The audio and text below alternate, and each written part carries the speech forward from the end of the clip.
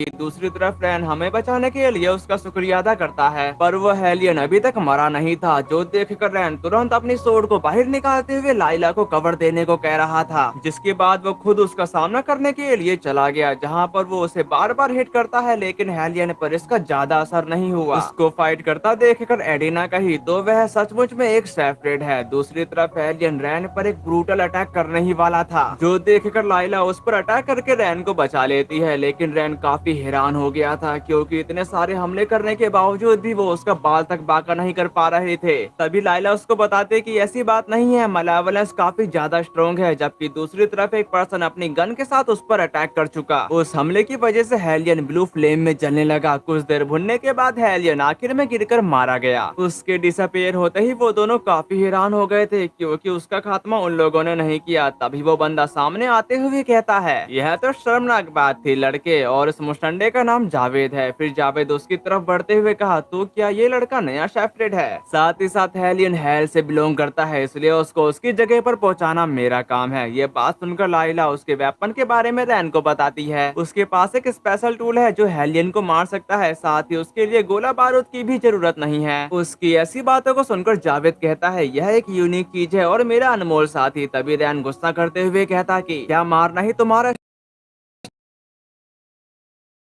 Style है, हम उठा सकते थे। रैन की ऐसी बातों को सुनकर जावेद हंसते हुए कहा, क्या बात है सर, सेपरेट सेपरेट हमेशा से आदर्श स्टूडेंट रहे हैं, लेकिन क्या आप जानते हैं डेथ कभी कभी मोक्ष का एक रूप ले सकती है। अब ये सुनकर रैन को उस पर काफी ज्यादा गुस्सा आ रहा था। तभी एडेना जावेद को बताती है कि मैंने तुमसे कहा था कि इस जगह से दूर रहो। इस पे जावेद बोलता कि और मैंने तुमको बताया था एडेना, जब तक मैं उसे मार नहीं दूंगा तब तक वह आना बंद नहीं करेगा। पर एडेना उसे अकेला